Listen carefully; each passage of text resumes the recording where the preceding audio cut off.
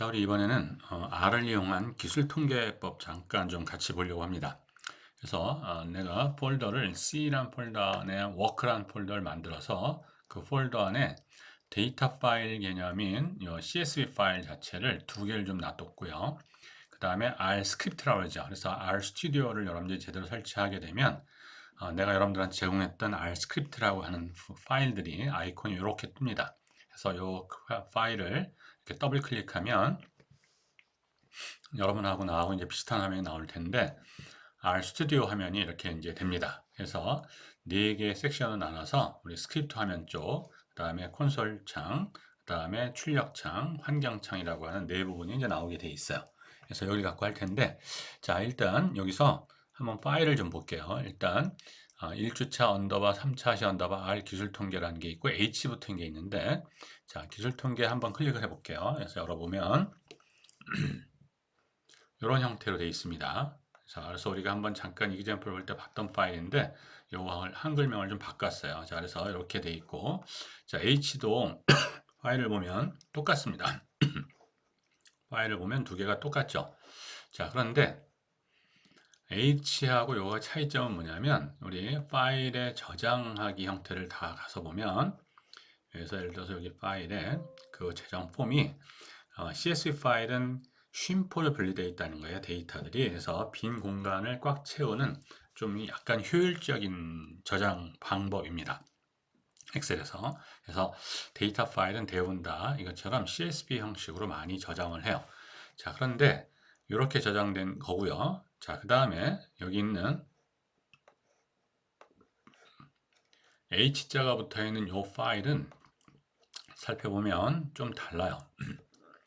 그래서 여기서도 보면 뭐라 되어 있냐면 CSV인 CSV인데 UTF-8 쉼표로 분리 이렇게 되어 있어요. 그래서 형식을 보면 여기 엑셀 통합 문서부터 시작해서 꽤 많습니다. 거의 한 20여 가지 가까이 될 텐데 여기에 일반적인 CSV 형태도 있고요. 이렇게 아까처럼. 그다음에 이렇게 해야 되는데 이게 좀 아래서 약간 버그 개념이 좀 생겨 있는 상황을 해결한 것 같아요. 뭐냐면 한글이 이렇게 들어가 있을 경우에 약간 문제가 생깁니다. 그래서 한글이 들어가 있는 경우에 문제가 생기지 않게 하려면 그때 그 CSV 파일을 여기처럼 UTF와 8 이게 이제 한글 그 인코딩 그거랑 관련 있는 용어인데요. 그래서 이거를 이제 저장해 놓으면 됩니다. 이유를 한번 알려줄게요. 이제 자, 그래서 우리가 이렇게 파일이 이렇게 열려 있고 현재 자, 그래서 우리가 지난 시간엔 데이터를 입력하는 데이터가 많지 않았으니까 C라는 함수를 이용해서 우리가 데이터를 만들어서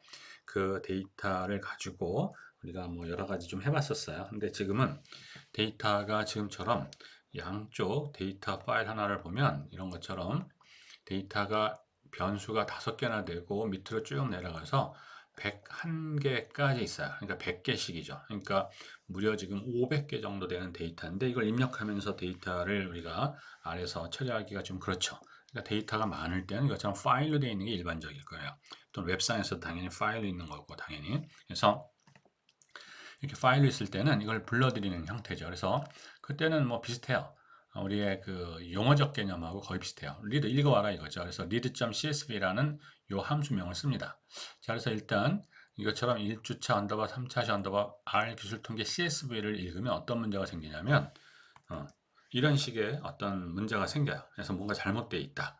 그 뭐냐면 R이 옛 버전에서는 이런 일이 없었는데 이 4.2점대로 오면서부터 나타난 현상인데 이게 그래서 한글도 잘 됐었는데 안 돼요. CSV에. 그래서 이때 이제 해결하는 방식이 아까 얘기한 대로 데이터를 UTF-와 8 형태의 CSV로 저장하면 됩니다. 그래서 그렇게 저장되어 있던 파일이 있죠. 그래서 얘를 읽으면 이때는 무난하게 들어온 데이터를 확인하면 이렇게 잘 들어온 걸 알 수가 있어요. 그래서 지금은 데이터가 많지 않으니까 100개 데이터의 100줄에 대한 데이터를 다 리스팅 해줘요. 근데 데이터가 더 많으면 중간에 끊습니다. 왜냐하면 이걸 다 보여주는 게 무의미하니까. 자, 데이터를 다 본다는 것도 그렇게 크게 좋은 상황은 아니고. 자, 그러면 데이터가 이제 여러분 우리들의 시스템 안에 들어왔어요. 그럼 이걸 가지고 이제 뭘 해야 되느냐? 뭐 여러 가지 해야 될 것들이 많이 있는데 처음에 뭘 해야 되는가? 내가 생각할 때는 가장 중요한 게 이 데이터들을 살펴보는 거예요. 현황을. 그때 이제 할 수 있는 방법이 str이라는 함수예요. 여러분들 짐작했겠지만 스트럭처의 약자입니다. 그래서 스트럭처 데이터. 우리가 읽은 걸 데이터라고 했잖아요. 그래서 데이터인데 스트럭처 데이터면 어떤 현상이 나오나 보죠.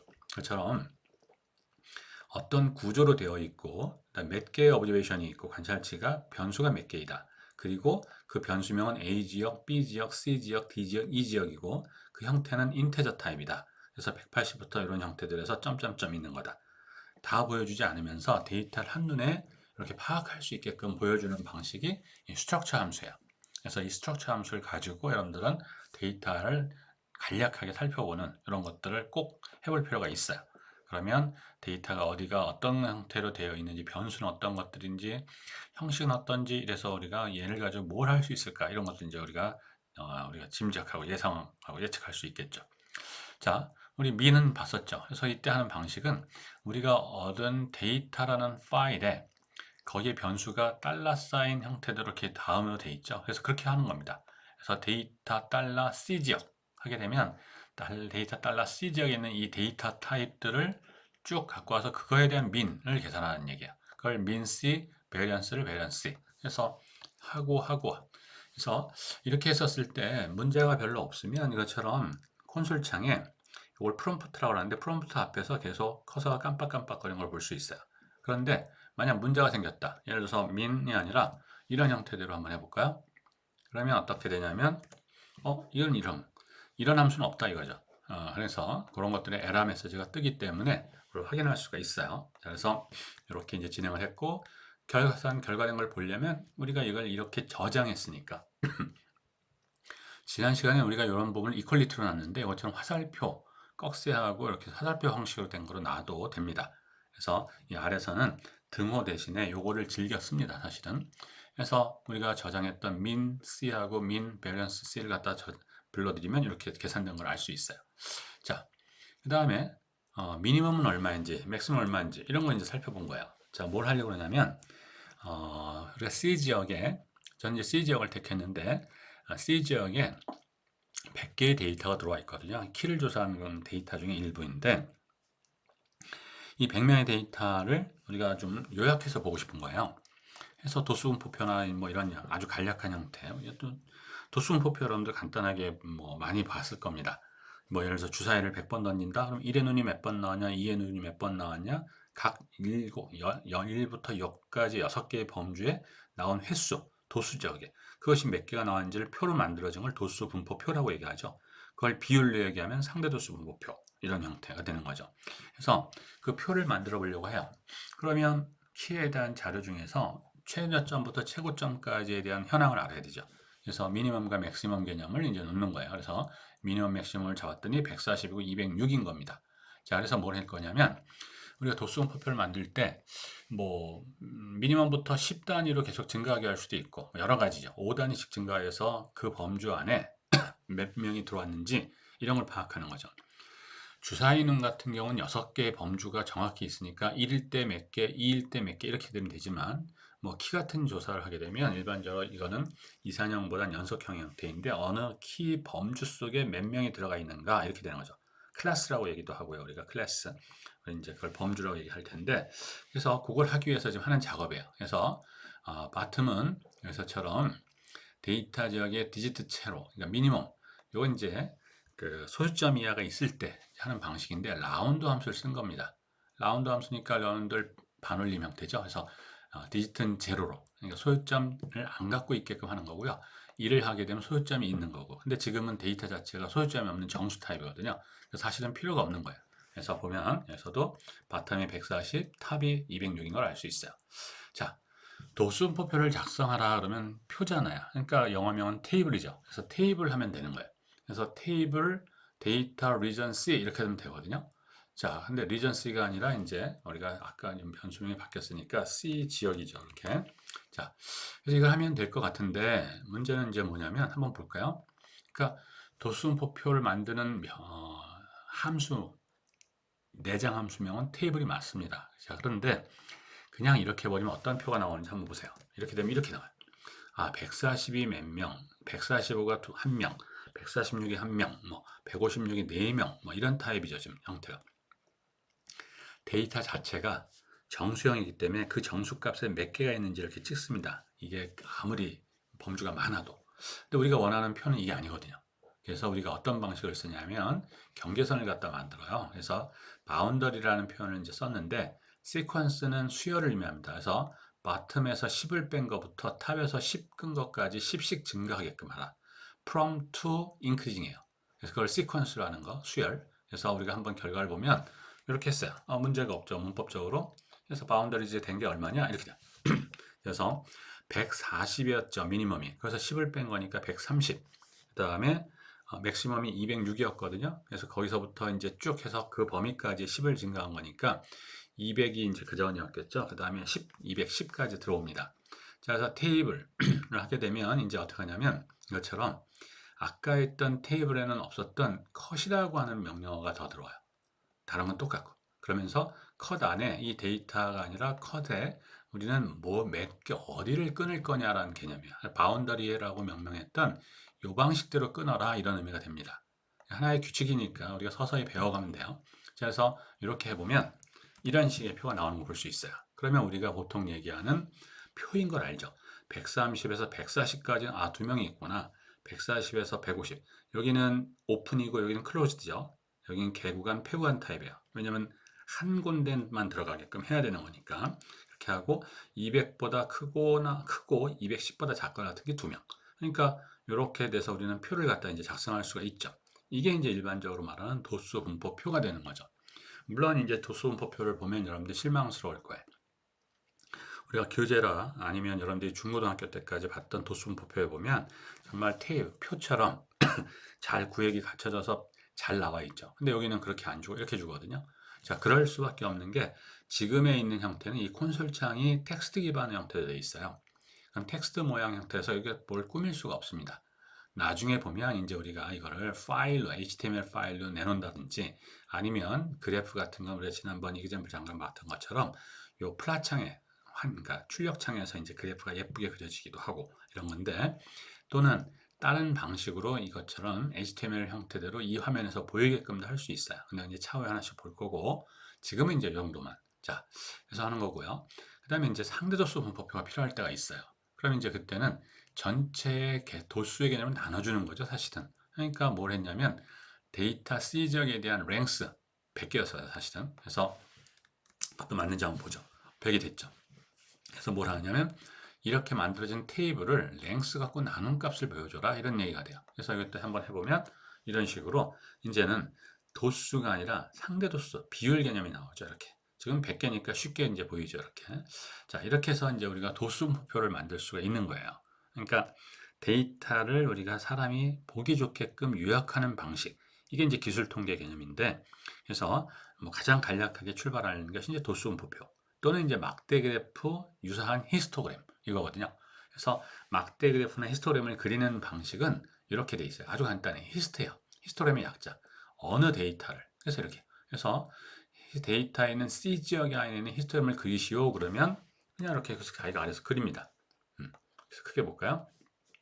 그러면 140에서 150, 150 이렇게 해서 여기까지가 이렇게 있구나. 이건 이제 봐요. 얘는. 자, 그래서 우리가 여기에는 아무 옵션도 주지 않았는데도 불구하고 이렇게 그렸거든요. 자, 그런데 여기서처럼 probability equal to라는 옵션 하나 이제 제약을 주는 거죠. 그렇게 되면 지금 여기가 frequency라고 되어 있는데 약간 그림이 바뀌어집니다. 그림은 안 바뀌는데 표현이 자, 여기까지는 변화가 없었는데 여기만 바뀌죠. 전 그림이 이거였어요. 여기 뭐냐면 여기는 이제 도수로 보여지는 거고 여기 표현 자체를 density, 밀도 또는 비율 이거로 보여지는 거거든요. 자, 그렇게 하고 여기는 내가 제목인데 이렇게 쓰지 않고 싶은데 이런 것도 다 어떻게 바꾸고 싶은데 어떻게 하겠느냐 그런 걸 다 처리할 수 있게끔 해줍니다. 그것이 이제 이렇게 되는 거예요. 그래서 데이터에 대해서 뭘 하고 페널티는 true로 되고 브릭스는 뭐 하고요 메인 그 다음에 y 라벨 x 라벨 그래서 이걸 한번 해보면 이런 식으로 그래서 아까랑 그림이 다르게 제목도 다르죠. 그 다음에 y축 이름도 다르죠. x축 이름도 달라요. 그래서 이렇게 다르게 바뀔 수가 있어요. 그래서 여러분들이 한글이고 뭐고 다 먹습니다. 자, 그러면 이런 것들을 우리가 어떻게 알 거냐?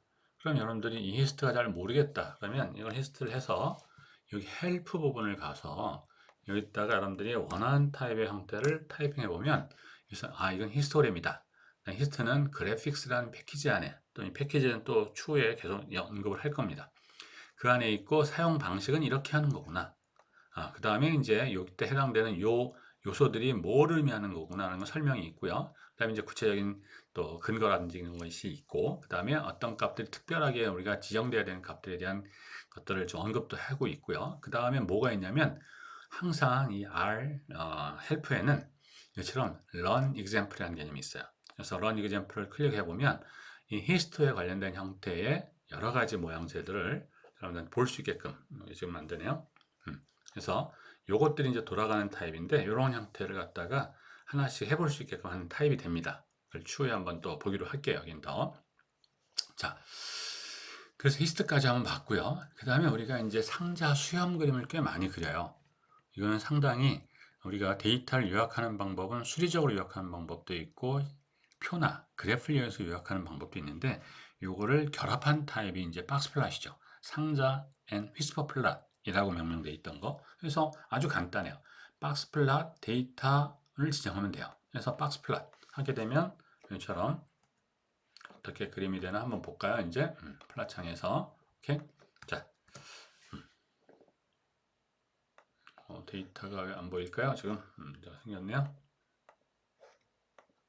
오케이.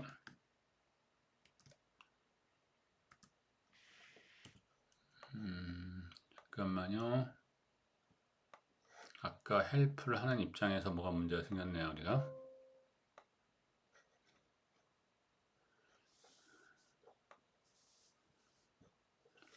자, 이렇게 멈추는 경우가 간혹 있는데 오늘 잘 멈췄네요. 다행히. 그러면 R은 어차피 우리가 그렇게 무겁지 않기 때문에 이걸 좀 따로 끝내놓고 다시 구현하는 방식으로 가는 게 좋습니다. 그래서 한번 이걸 볼게요. 지금 렉이 좀 걸려 있습니다. 아까 하던 거에서. 오케이. 자, 다시 한번 거기서부터 다 갈까요? 자, 여기서부터 이제 갈게요.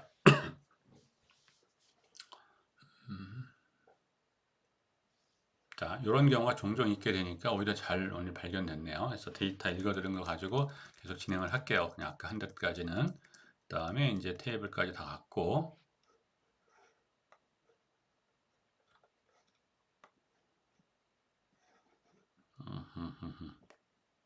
뭔가가 우리가 지금 아까 example 하면서 문제가 됐네요. 지금 현재 한번 봅시다. 오케이. 이제 바운더리까지 왔고요. 오케이. 자, 우리가 히스토 아까 봤었죠. 히스토그램 그려졌죠? 이렇게 똑같이 합니다. 자, 그 다음에 박스 플랫은 이런 형태의 그래프를 줘요. 그래서 미니멈과 맥시멈 부분, 그 다음에 중위수, 제1 4분위수, 제3 4분위수 이런 타입. 그건 이제 우리가 교재를 통해서 한번 볼 거고요. 당연히. 자, 그 다음에 이때는 데이터 $사인 C 지역하면 아까 데이터가 많았던 타입 중에서 이런 타입에서 C 지역에 관련된 요것만 본 거예요. 자, 그런데 데이터하고 여기서 $사인 C 지역을 없애버리면 이 데이터는 A 지역부터 E 지역까지 5개의 변수를 갖고 있죠. 그래서 뭐가 되냐면 이런 식이 돼요.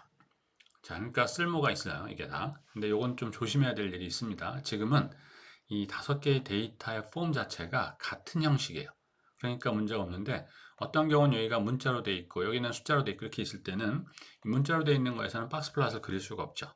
그러니까 이때 문제가 생깁니다. 그래서 그것들은 좀 제약이 걸릴 텐데 하여튼 이렇게. 자, 그래서 우리 기술 통계를 아주 간단하게 좀 봤고요. 우리 이제 하나 더 살펴볼 건 뭐냐면 처음에 내가 기동할 때 어떻게 했냐면 내가 여러분들한테 준 R 스크립트하고 데이터 파일이 같은 폴더에 있습니다.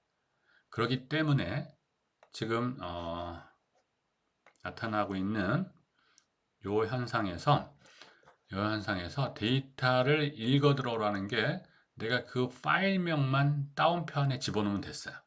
그런데 만일 데이터는 여기 있는데 R스크립트는 다른 데 있어서 즉 R스크립트는 여기 있는데 데이터가 다른 폴더에 있다. 근데 여기서부터 R을 기동했다. 자, R스크립트를 여기서 더블 클릭하는 순간 어떻게 돼요? 내가 지금 주무되는 이 폴더가 되는 겁니다. 여기 있는 워크 폴더가 여러분들이 지정한 폴더가 자, 그런데 데이터가 다른 데 있다. 그럼 경로 지정을 잘 해서 갖고 와야 되고요. 그럼 이런 일이 생겨요. 자, 그 다음에 R 스크립트를 또 다른 폴더에서 또 열 수가 있거든요. 근데 지금 여기 하나만 있죠. 나중에 또 열면 여기가 두 개 생길 겁니다. 그러면 이 R은 현재 자기의 작업 환경을 처음에 잡은 그 폴더를 작업 환경으로 잡아요. 작업 공간으로.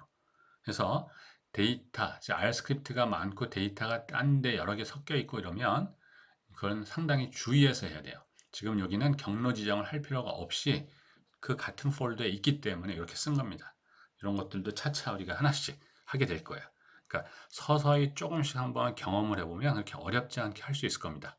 우리 R을 이제 시작을 했으니까 여러 가지 여러분들한테 시연을 보여줄 텐데 그냥 내가 제공하는 R 스크립트를 가지고 더블 클릭해서 R 스튜디오를 기동하고 그것들을 실행해 보.